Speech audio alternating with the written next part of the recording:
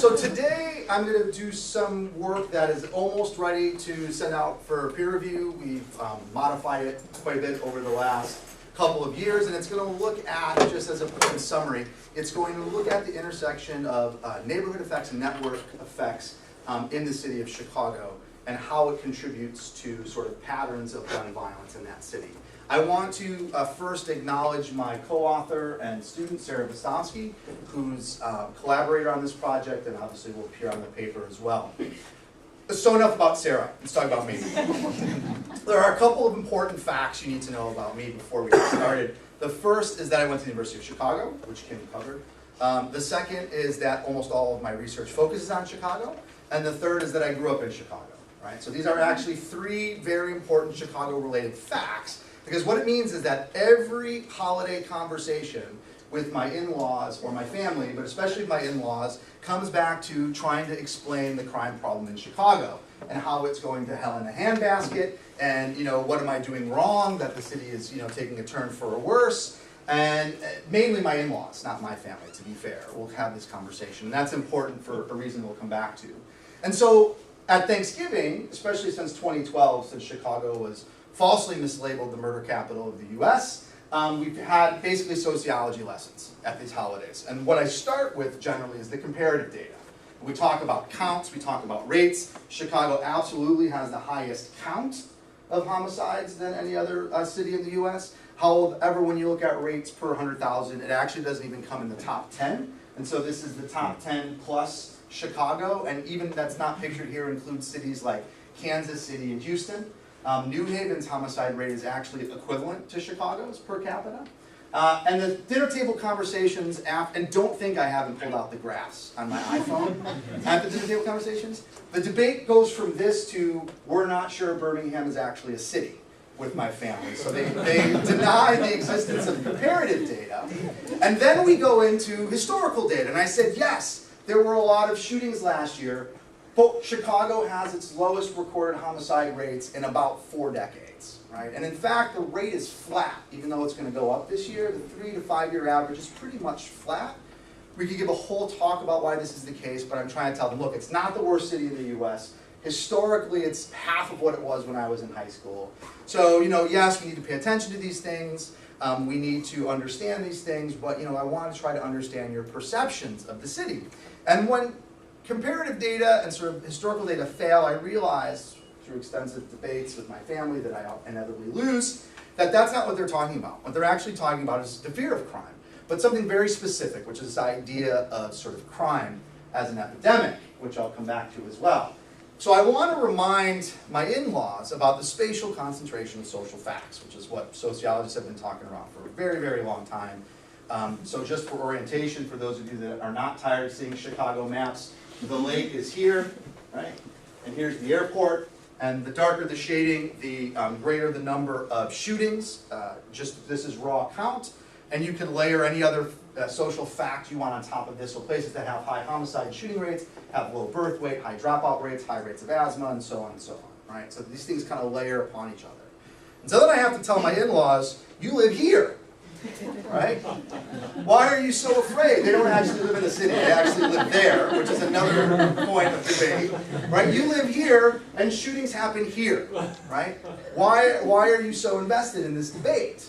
Right? Why are you so invested in this debate? And then it gets this idea of an epidemic. And so here is a shooting from earlier this year where Odell Branch, 77, was shot in the head and killed by a stray bullet as he was eating ice cream and watching Westerns with his 5-year-old.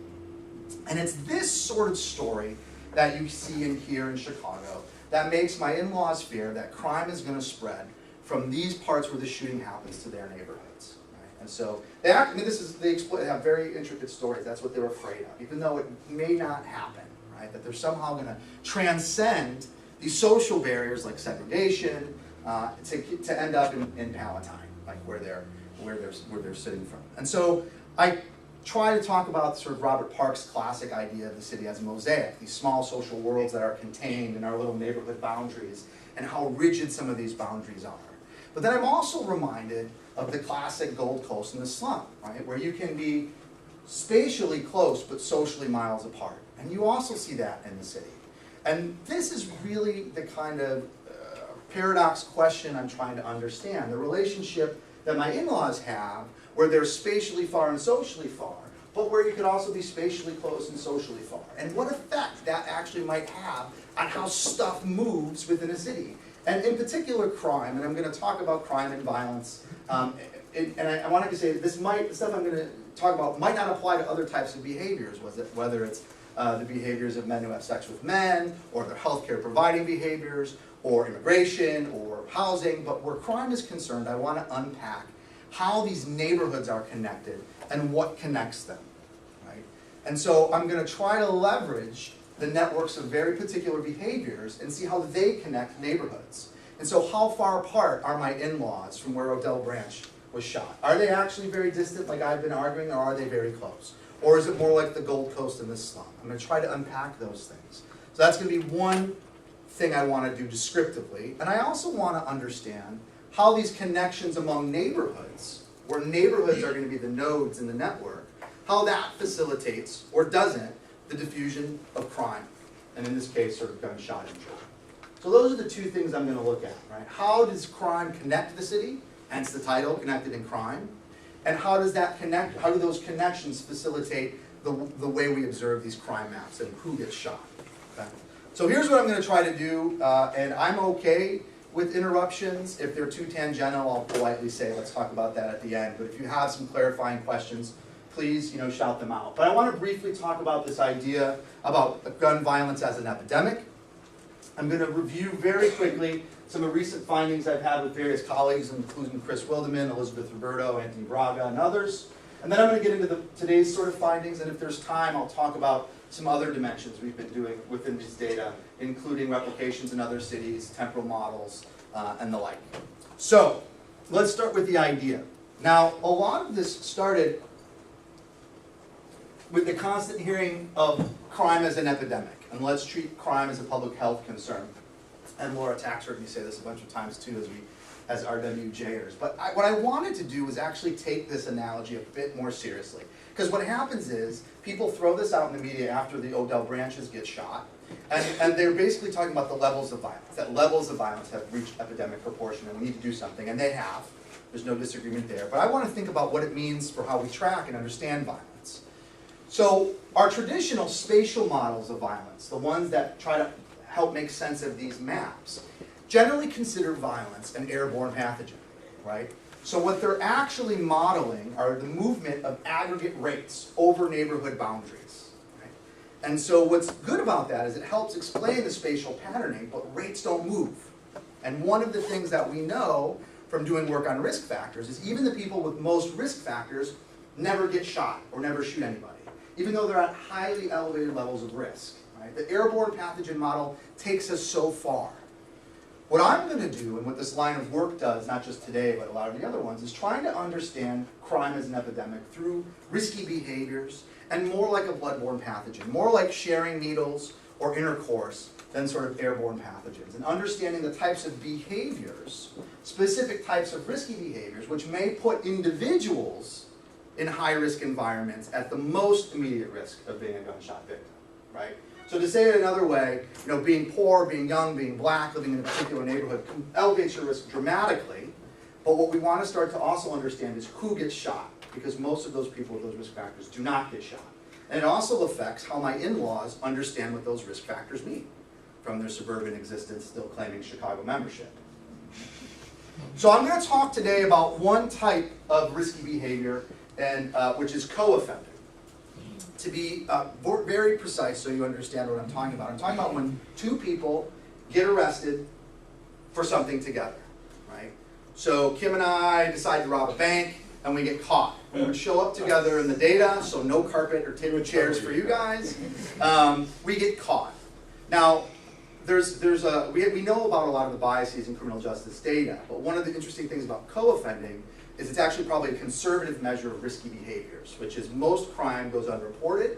To get stopped, it does not take a lot, but to actually get arrested and to be put on paper is actually a slightly higher level of more conservative estimate of what we're probably saying, right?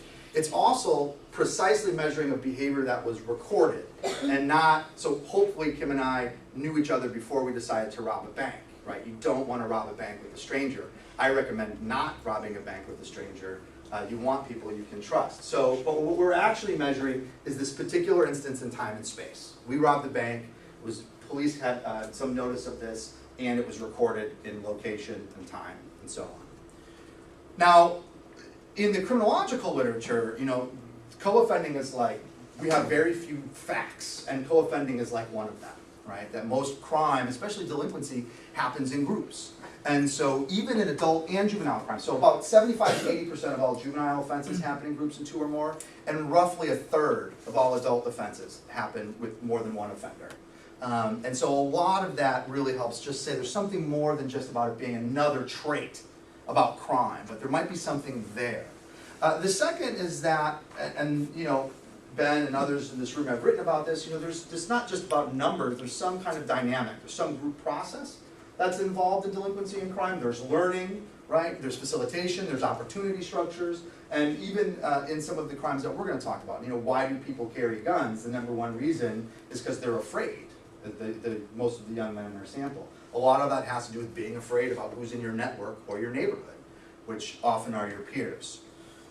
Another is that, you know, groups and gangs, you know, some of these more formalized groups, and I don't mean just hierarchical gangs, they do more than simply make it worse. They're not like groups plus. A lot of the gang research shows that they actually amplify things, right? They actually turn group processes up to 11, right, to use the Spinal Tap reference. I mean, that's what gangs do, and that they give you a willing pool of co-offenders. One of the things they do, and I was talking with you know, others today about this, is they put you in contact with people that you wouldn't normally hang out with, even age-wise, right? So if you think, don't tell her I said this, but my wife is 4 years older than I am, and if I think about 14-year-old Andy and my 18-year-old wife, like, what would I offer her, you know, as a 14-year-old that is meaningful? But conceptually and theoretically, it's actually really relevant, because a 14-year-old hanging out with an 18 or 19-year-old in the gang context is afforded opportunities that they wouldn't if they were in school, right? So the gangs are not just groups plus. There's actually something about gangs that amplifies that. Chris, you're totally going to tell her I said that. I'm just thinking of a bunch of jokes for later. Okay, good. The third reason, and I'm doing some work on this as well in Chicago and a couple other cities, is that guns are durable, right?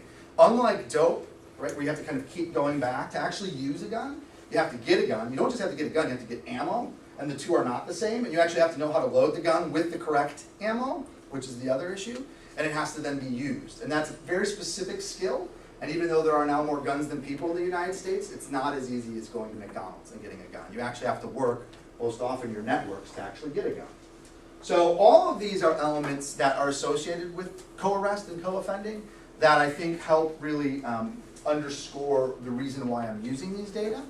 And briefly, although I'm happy to, you're going to see a bunch of different visualizations, so I want you to understand what the dots are, and I'm going to change once or twice. So in all the cases, what I'm looking at are arrest records. And they're a very standard set of data which are pretty consistently measured across cities and municipalities. And each record has an individual unique identifier. So if I get arrested, every time I get arrested, it's going to be associated with this identifier.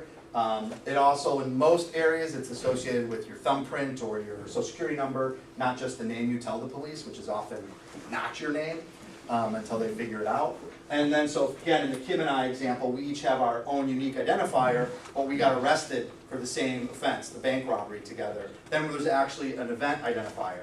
And so this is a classic sort of two-mode affiliation network. In this case, it's a behavior. And for the first set of data I'm going to show you, all I'm doing is transposing the two-mode to a one-mode. So if we rob the bank together, we know each other, we have a risky tie together. And I'm going to piece this together for lots of people. So all the nodes for the first set of images you're going to see are people, and the ties are going to be co-offending. Okay? So we've studied these co-offending networks in crime, and I'm just going to summarize two. Did you have a question? Yeah. So how often do people co-offend versus single offense, and how often are they more than two people? That's a good question. So there's a power law in the two or more people. Repeat the first question. So compared to single person offenses as well? 2 to 1, 3 to 1. The problem is there's variation on crime type. So DUIs are usually solo offenses, for example, but assaults generally are not. So again, so there's some variation by crime type, but it's usually 2 to 1 for the people that show up more than once in the data. And you're gonna see in just a second, there's about 60% of the people in the data that are arrested. 60% of the people in Chicago who are arrested only arrest basically 1 or 2 times and only by themselves. And so we're gonna filter based on that in just a second. Yeah?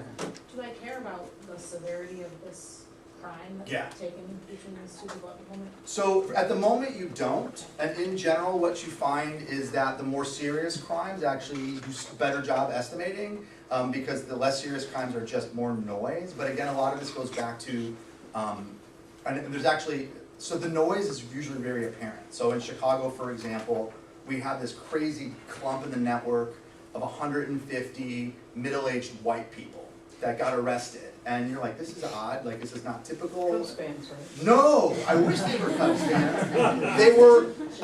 They were NATO, from the NATO summit in Chicago, the G8 summit and all the protests. So these were protesters who all got arrested together.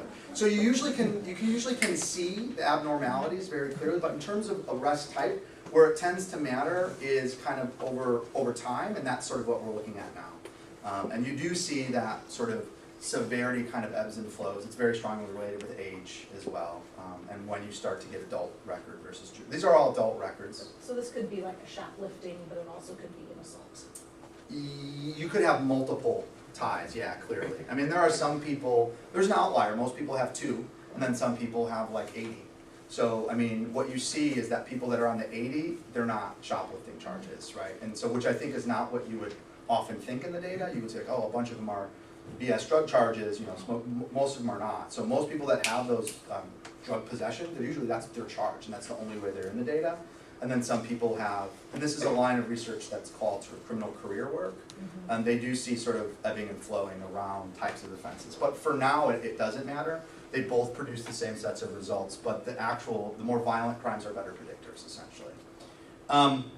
So far we have 2 key findings which I want to present from the previous work that will help understand the sort of current paper. The first is that violence concentrates socially, right?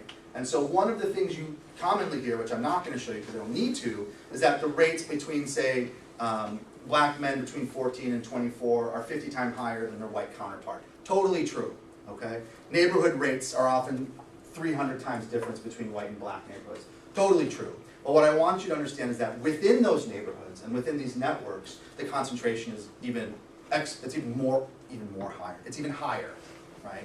And I'm going to show you 2 examples on different scales. So this is a network from one community in Boston, from a paper with Anthony Braga and David Heroux.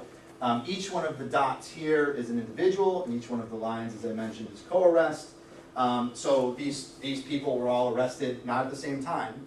These 2 people were arrested, and so on and so on. So this is a static snapshot. But these are people who are sort of connected through their co-offending. And if you haven't read the paper, which you all should, of course, the red dots are the gunshot victims, right? And so a couple of things before I show you the concentration of this, I want you just to visually, you can see nicely in this neighborhood, is it looks like my kid took the Christmas ornaments and chucked them all at the tree, right, at the same time. And so you see the sort of clumping of victims over here and over here. And conversely, you see parts of the network that don't have any victims. But only rarely do you see one victim in isolation, right? Most of these victims happen within sort of parts of the network, right? So there are the clustering of these networks. But what I want you to understand is there's 763 little dots, which represents about 6% of this community's population. This is a high crime, Cape Verdean, an African American community in Boston. So it's 6% of the population, but it's 85% of all the gunshot injuries over a 2-year period. So this is excluding suicides, just to be clear. So these are either you were shot and killed, or you were shot and the bullet sort of injured you, okay? The other 15% include 2 very specific types. One is the sort of random stray bullet killing. Anyone want to guess what the other type is? Domestics. So domestics don't often appear in these networks. So this was Boston, and this is not an MRI scan, but in fact the co-offending network for the city of Chicago. And there are 173 dots. You can actually even see almost a hemisphere here, by the way, which is why I made the brain joke. This is actually the west side of the city, and this is the south side of the city, and we'll come back to that later. But again, you see clumping and various types of clustering. But in general, and this is from a paper with Chris and our former graduate student Elizabeth Roberto, who's now at a postdoc at Princeton. What we actually see for the whole city of Chicago, and regardless of how you cut up the data, is you see about 6% of the city's total population. It's about 40% of anybody who's been arrested. So it's not even the majority of people who are arrested. It's 40% of the people who've been arrested that have been arrested with somebody. So the majority of arrests in Chicago do not involve a co-offense, but are in fact these solo offenses. But you get 70% of all the fatal and non-fatal shootings.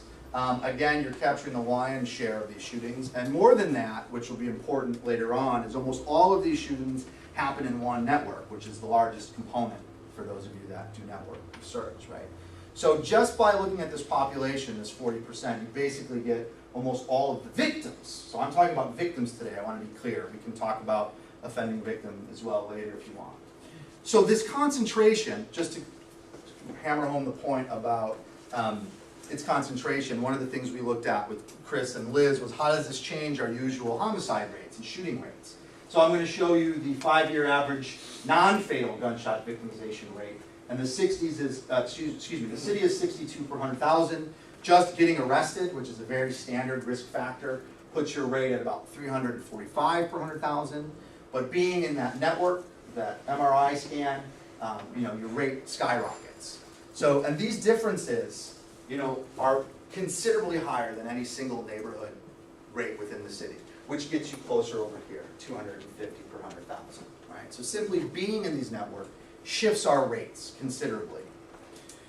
We've looked at this, Chris and I and Liz and Anthony, we looked at this and we wanted to also understand how being in those networks affected your individual probability, trying to figure out who gets shot. And we thought about the concentration and the clumping that you saw in Boston very clearly, and we wanted to look at exposure. So other than my name, this would be the only Greek letters you see. But what we did is for every single one of those 173,000 people in that graph, we calculated how many of their associates had been shot, how many of their associates had been shot, and so on, to basically look at their individual level exposure and how that affected their individual probability of getting shot above and beyond the traditional risk factors which we control for. Since Ben's here, I'll give a shout out to his paper. Like Ben's early paper Ben had with ad health data, the effects in general diminish after about 2 degrees of association, right? So a friend of a friend actually matters, a friend of a friend of a friend doesn't matter. There's lots of qualitative reasons why that's the case, which we can talk about. But I want to present our main finding. So here is how many of your friends within 2 handshakes have been shot? None? Or all of them? And here's your individual probability, not your neighborhood's homicide rate, your individual probability of being a gunshot victim, going from 0 essentially to a coin toss. And these are for young men sort of in the highest risk category to begin with, and we have it broken down by race and gang membership. And basically what you see, if you're a young black gang member in Chicago, your baseline probability, assuming none of your friends have been shot, is about 12%, right? And then it increases along this curve, and this is for every age group, by the way, that's why there's multiple lines, right? So it increases along this curve, followed by Hispanic gang members and so on. So 11%, high or low? Laura, what do you think? High or low? High. High? Anybody want to say it's not high? So here's your general rate of risk for HIV, somewhere between 4 and 11% for single-time vaginal or anal intercourse, right? So slightly higher than HIV, and yet slightly lower than Russian roulette, right? So, and I will tell you, the number of black gang members who don't know someone who have been shot is this part of the distribution actually doesn't exist that often, right? Most people are actually, the average is about 18 to 20% exposure in your networks. So it has a very dramatic effect that holds up under even strict fixed effects conditions. If we just, blank out the neighborhood for fixed effects, and even these sort of events still hold. So listen, what does this have to do with what I want to talk about today, where my in-laws, think about everything sort of spreading from the south side to their suburb? What I'm going to try and do today, what this paper is going to try to do, is try to combine both what we understand about exposure in these networks and how these individuals are linked with how neighborhoods may or may not be linked. Right? So what I'm going to actually do is put this thing on top of that and see how neighborhoods are connected and how that affects crime rates. So I'm going to do 3 things. The first thing I'm going to do is I'm going to show you some some cool network visualizations about how this happens. I'm going to talk about why these ties form in the first place, why do two neighborhoods form ties or not, and then I'm going to show you both how these affect, how this affects neighborhood crime rates using some spatial models where I flip out what the matrix is. So the data, quickly, talked about this at length elsewhere, it's coming from all the co-arrests in the city. Between 1995 and 2012, I'm going to break time up a bunch of different ways. The results are the same. The incident level crime records about the victims, we have a lot of information about the victims, of course. I'm going to use the PHDCN for some interesting controls, so legal cynicism, collective efficacy, and then we're going to add some US Census information. The neighborhood unit I'm using is the neighborhood cluster from the PHDCN, so there are 342 of them. I throw out the airport, although the airport's also connected to the city in crime, but that's a different talk. The results. So what I want you to think about now is there's a slightly different shift, which is rather than connecting people through arrests, I'm going to be connecting neighborhoods through arrest, right? So so Kim and I live from different neighborhoods. Not only does our network tie connect each other, it also connects our neighborhoods. And this is actually really important because we're looking at data here over almost a decade, and people don't offend with the same others that often. In fact, they do that in less than 2% of their co-offending instances. So what you actually are going to see is a lot of people from the same neighborhoods co-offending with each other. And that's going to be really important for the images we create. So rather than linking individuals, we're going to link neighborhoods. I'm going to skip that because I just said that. You can't see this yet, but you will see it more clearly. But what we then do is we take the centroid of each neighborhood and we connect ties between the neighborhoods. I'll zoom in so you can be like, wow, that's really cool, in a second. But basically, every neighborhood is connected to each other in a very short social distance, which I'll show you some numbers in a second. And I'll zoom in here so you can kind of see the density of co-offending ties. This is actually for a 5-year period. I'm going to show you 1-year periods. Doesn't matter if you do 1-year periods, 2-year periods, 3-year periods. Once you get over about 9 months, the pattern is pretty well established. But you can see a lot of density of ties here. You can see some neighborhoods have lots of ties. There is not a single neighborhood that's an isolate, and this will become important as we go along and for my argument about the Gold Coast and the slum. But this is slightly easier to read. Here are the co-offending networks through a bunch of different years. The other thing I want you to keep in mind is that crime is continually going down during this time period, right? So in 1999, crime rate was higher than it was in 2000 and 2001. The lines are pretty light, but again, the story is every single neighborhood is connected, not necessarily to each other, but we'll talk about that in a second. And you can see that the networks are more dense in higher crime areas. You can see some areas, this is where I grew up, Rogers Park, the north side of the city. It has a pretty dense network in some years and light network in other years. Sort of the west side of the city has very dense networks. And if we continue to do this over time, even as crime rate is going down, you again see the continued dense networks in these areas, but you can't see it here, and we'll see it in the statistics. Every neighborhood has a tie. Every neighborhood's in the network, right? And actually, I think the average number of ties, which we'll see in a second, is like 97, right? So not only are you connected, you're connected to almost a third of the neighborhoods on average in this study. And so the degree changes a little bit over time. So this is just using 3 of the years, but I will tell you that the correlation between degree over year, controlling for the declining crime rate, is above 0.7 and usually about 0.8 in most years. So the average degree, regardless of your crime rate, is highly correlated.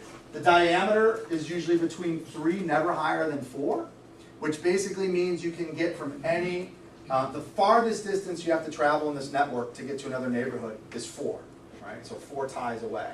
The average shortest distance, so of all the ways you could be connected, is 2. So you can get from the Gold Coast and slum in less than 2 ties, right? So in fact, not only is the city very densely connected, as you saw visually, but about 30% of the ties are there, you can do it very efficiently. So you can get from the highest crime neighborhood to the lowest crime neighborhood with a friend of a friend, right? So it doesn't take too much network adjustment to get to my in-laws. Although, to be fair, I don't have the ties that go outside of the city. But if they did live in the city, which they don't, they could get there within 2, right? But what the density map that masks, as well as those sort of big clumpy, it masks the variation, which is actually really interesting and important. So this neighborhood cluster, who's from Chicago here? You did time in Chicago, anybody else? Right, 2, 3. So this is Edgewater. This is a largely white neighborhood, and the shading is the density of ties, right? So a lot of its ties happen within it and locally, but what you don't see is the traditional sort of decay, spatial decay, right? There's a little bit of a decay and a lot of density here, but it also has really dense tie to neighborhoods really far removed from where it is. And you want to talk about going from places, I mean, you're crossing both of the sort of traditional high poverty black communities, including the high crime Latino communities, to go from here to here. And yet there's still, a high distribution of ties. Also interestingly, this community, you see how many ties it has, its homicide rate is 2 per 100,000, and the city's is about 15 per 100,000. So it has lower than average rates, actually lower than the national average, but a lot of criminal ties that are connected across the city. So here's the max neighborhood with the max number of ties, which actually has the same crime rate as the average city neighborhood, right? So this is by no means the highest crime community in the city, but it has the most ties, and this is a largely African American community. You see lots of density of ties here. You see it somehow magically stops in the Latino communities in Chicago, reemerges in the other black communities, and has ties to other sort of communities not socially close. But again, the traditional airborne pathogen model would have a consistent decay the further you got away, which this says it doesn't. Okay, the minimum, or the maximum, the average, now let me show you the minimum. So this is the neighborhood.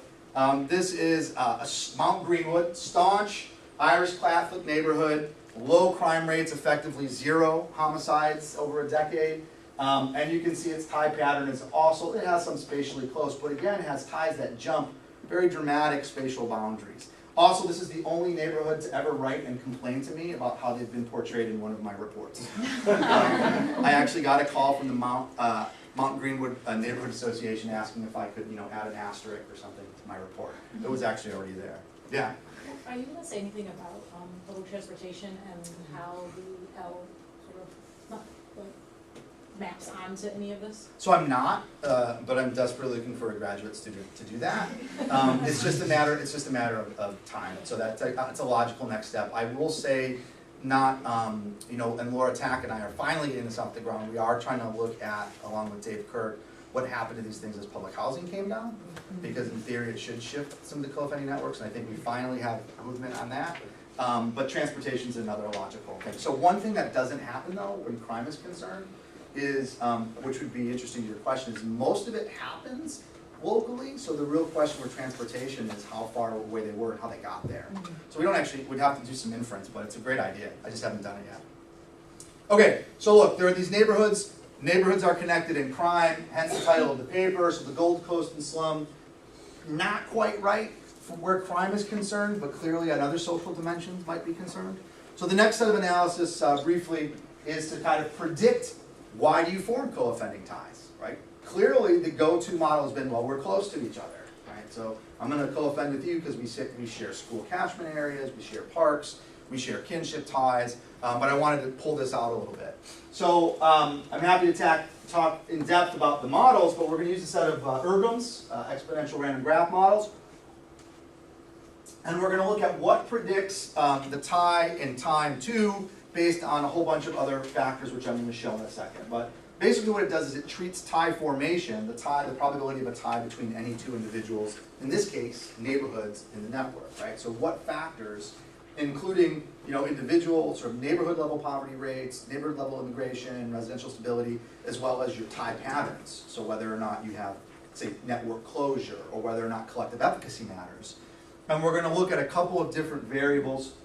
So the dependent variable here is going to be tie formation in 2001, which is, again, remember, crime is going down during this time period. We're going to look at a bunch of different sort of standard Chicago neighborhood covariates, disadvantage, immigration, stability, collective efficacy. Importantly, we're going to look at prior crime rates. Happy to talk about this, but it turns out robberies are really good crime rates to use because there's enough of them to measure them consistently, and they're also very stable like homicides and shootings, but there are more of them. Also, by the way, I would make an argument that street robberies are sort of the quintessential street crime. Somebody shoves a gun in your face, it says, give me your wallet, it sparks fear. But it's a very robust measure, and really we know a lot about it, but we can use homicides as well, but we're not gonna do that here. So, and then importantly, we're gonna look at social distance measured as the difference between these things across neighborhoods. So, are you more or less similarly advantaged or disadvantaged? Do you have similar immigration patterns, similar levels of collective efficacy? We're gonna look at so a spatial distance, so literally how many miles apart your neighborhoods are from the centroids of your neighborhood. Again, the way we're using the ties, that's the best way to do that for the moment. And then we're going to look at, importantly, the prior co-offending networks in 1999. So 1999 to 2001, most people have about 3 years of peak offending ages. And if they get arrested, they end up in jail. So it's important to understand that they're not necessarily the same people. And we're working on trying to track individuals over time right now. But what we know is people's co-offending patterns, they're not going to be the same two people co-offending in these time periods. In large part, you don't re-offend with the same people, but also because you tend to start to age out. And so in other analyses, we control for mean-centered age and all sorts of things, but because the neighborhood is the unit of analysis here, we're going to throw that in. And we're also going to look at sort of transitivity, largely speaking. Yeah? Clarification. So social distance between two people is not the distance between those two people, but So to their neighborhoods. Yeah, so the social distance is the distance between these indicators on the neighborhoods. Yeah, Okay. thanks, Ben. Yeah. Yes? Can you unpack the dependent variable a little bit? Because, so if two neighborhoods are co-offending, if there's one incident, then that's counted as one, right? Do you give any like thresholds for? Yeah. So we've done this twice. So we treat it as binary in the models. So we've done this 3 different ways. We've treated it as above the mean, below the mean, just crudely. Results are the same, and we've looked at sort of the top 30%, 20%, and they really hold. So the only things where these toggle, and they don't really toggle on everything except collective efficacy, which is an interesting question, is when you look at the safest neighborhoods.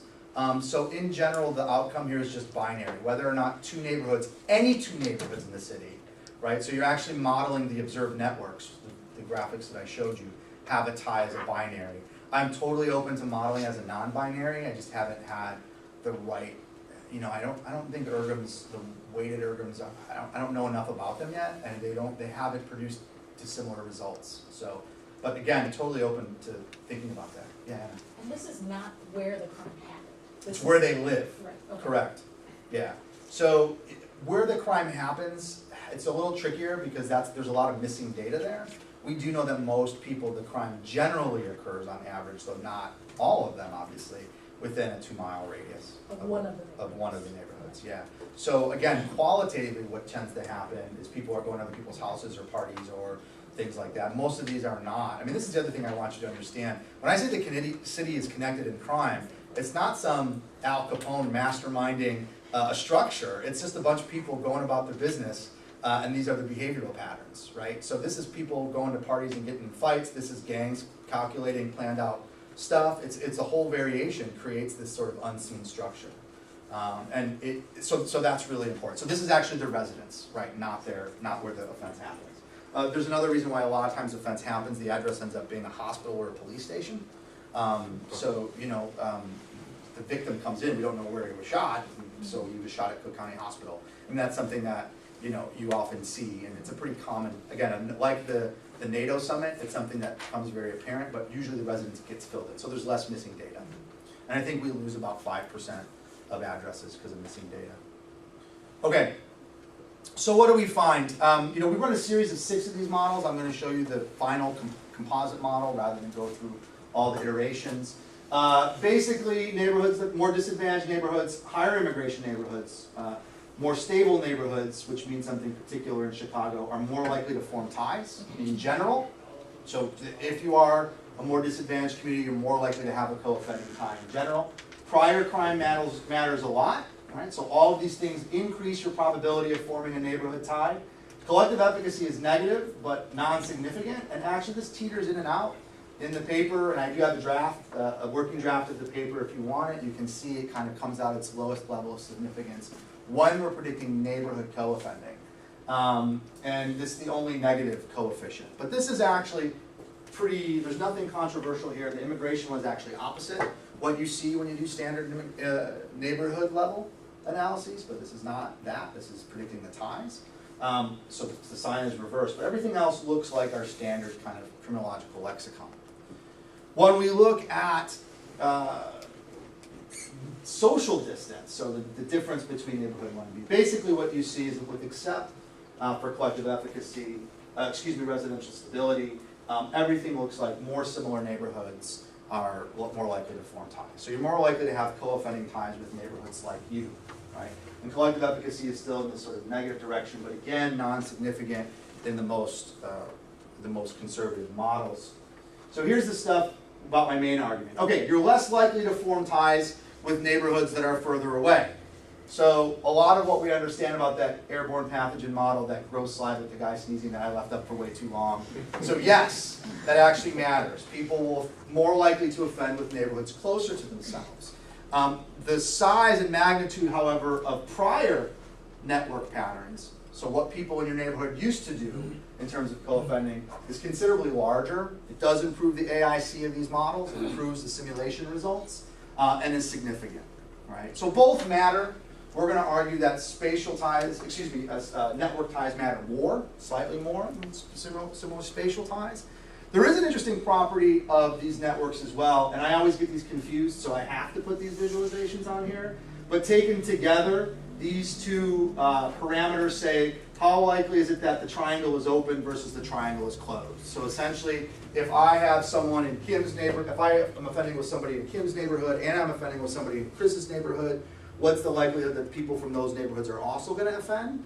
And in fact, you don't see transitivity in this incident. You see the opposite. You see more likely to find these paths, these two paths. I'm happy to talk if you want about why I think that's the case. I don't have a really good reason, but I will tell you this is a very strong finding. It holds up under almost all conditions that we have, right? So the neighborhood closing does happen, but it doesn't happen as much as the sort of two paths, which would explain the short distances, right, in the network as well, right? Why you can travel very far, because you're more likely to have these than this kind of clumping. Because you could have envisioned a different world before I showed you that, where each neighborhood or sort of part of the city had its own like cloistered off networks, and in fact that's not what you see, right? You do see clustering, as even you saw in that hemispheric version, right? But the tendency is towards away from transitivity, which is again something we find quite unique. All right, so the cities are connected in crime. We have some ideas about what's driving these ties, at least at the neighborhood level. The question is, do we do a better job of predicting these maps that we constantly see in the ones like I showed you? So in this next set of analysis, we're going to use a standard sort of spatial regression model. We're going to model, and here as well, as with the ergoms, it doesn't, once you get a 3-year average here, it doesn't matter which 3-year periods you use. But we're going to model the homicide rate at the neighborhood level from 06 to 08. Actually, what's interesting here is in 07 and 08, crime actually peaked up, just very briefly.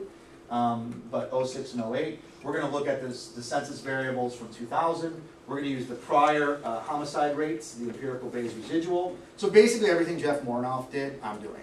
Just to save some time here, we're going to use the sort of empirical Bayes residuals. Yeah. Oh, what's the intuition behind using the structural factors like 6 to 8 years before? Oh, well, at this point I didn't have good data from 2010, so from the crime data. Yeah. So basically if I had had the data, I would bump it up already. But the other reason is I actually wanted to use collective efficacy in some of the 94 measures, and Rob's still not giving up the 2002 collective efficacy measures. Okay. So like, it was really to kind of keep talking to those people, those group of scholars, which I include myself in. But the real reason was the 2010 data was just dirtier. I mean, we just didn't have it. But again, it's easy enough to do, the data are there. And then looking at two things. So what we're going to do on the conceptual end is we're going to compare your standard spatial model using sort of the Queen continuity sort of standardized by rows, and then replace that with that co-offending network to see which one of those two matrices better predicts the spatial distribution. And, you know, this is actually pretty straightforward. We do all the normal tests. Basically, it suggests we need to use a spatial lag model.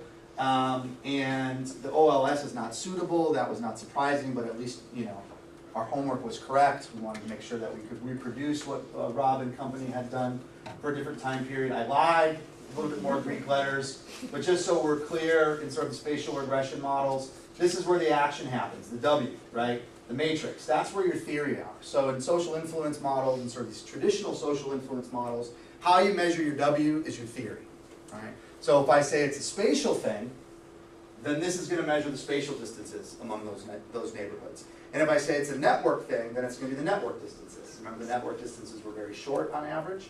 So it's just a matter of running these two models and then comparing them. I will say before, yeah? Sorry, just real quick, have you thought of taking a linear combination of your two?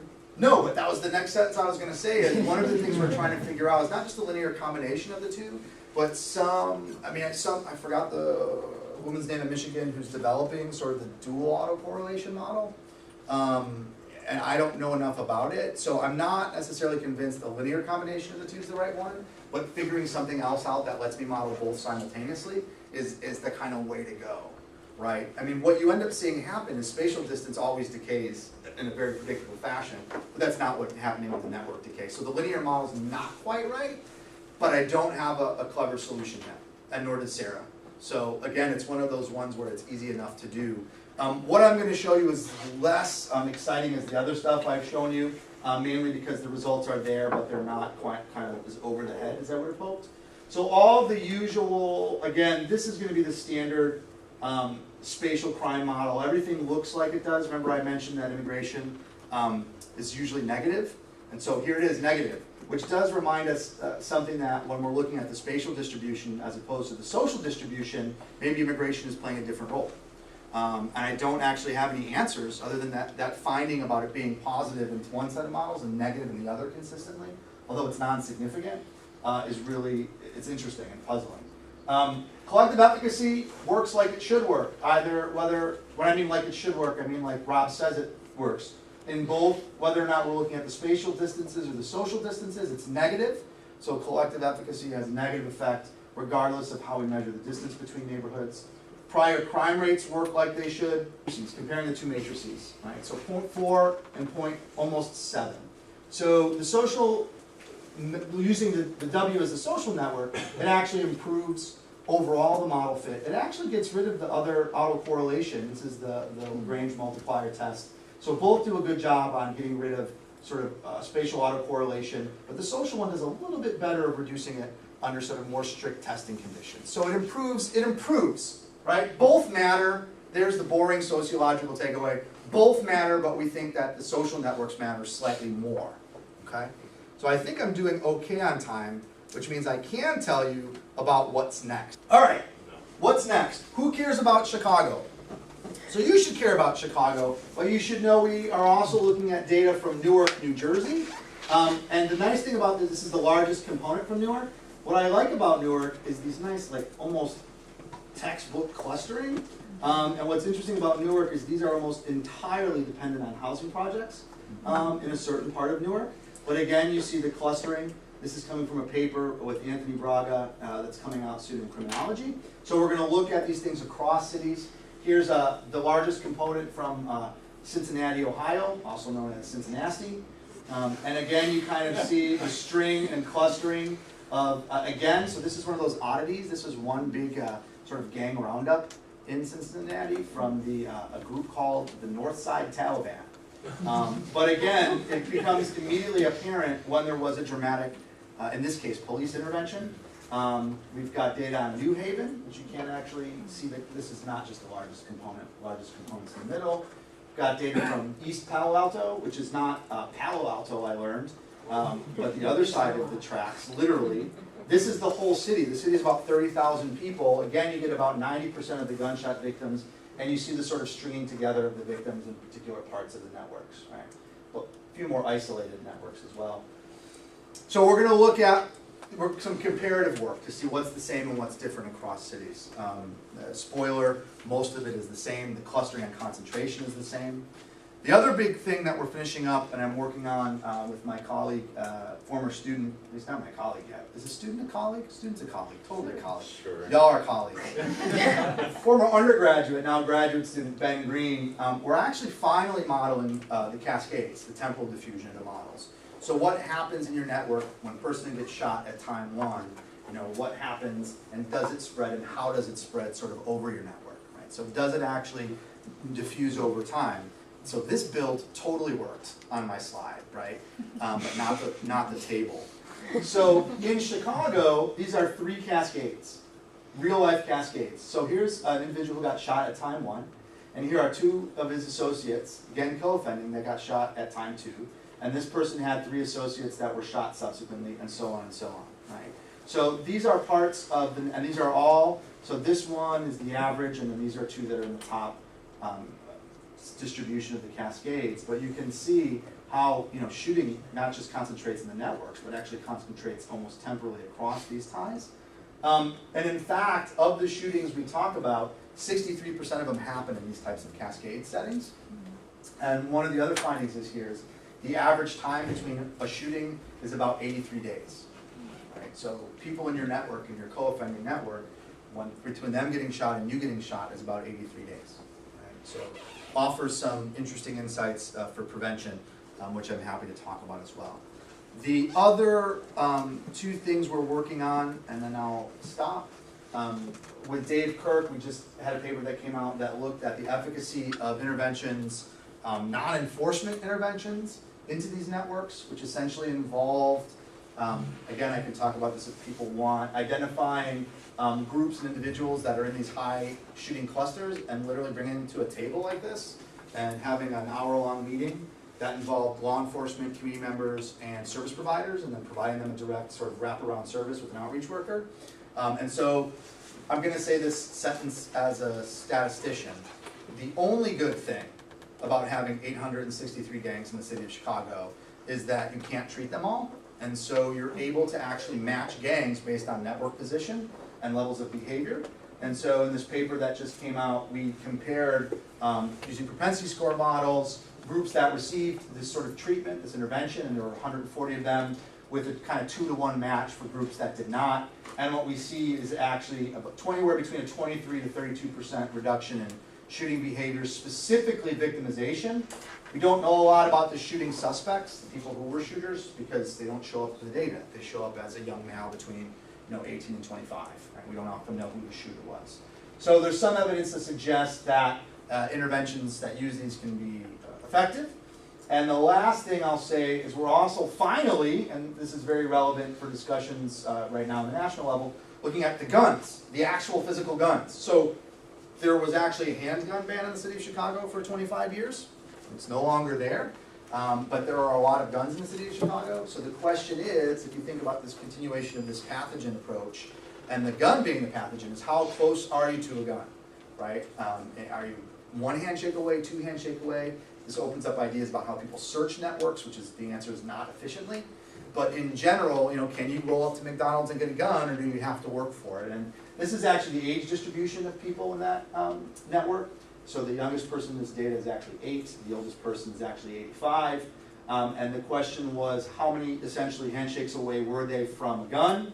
And so, here's the average in the network, which is actually, pretty high.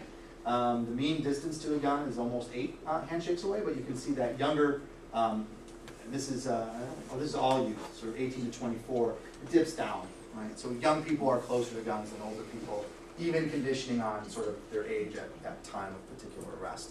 So we're trying to unpack how these gun markets work, because they are markets. You have to get the stuff illegally, especially if you're in these data, you probably are prohibited from buying a gun. So we're trying to understand more about the actual weapons that are used in these data. So that's it. Totally on time, I think. And I'll stop there. So thank you.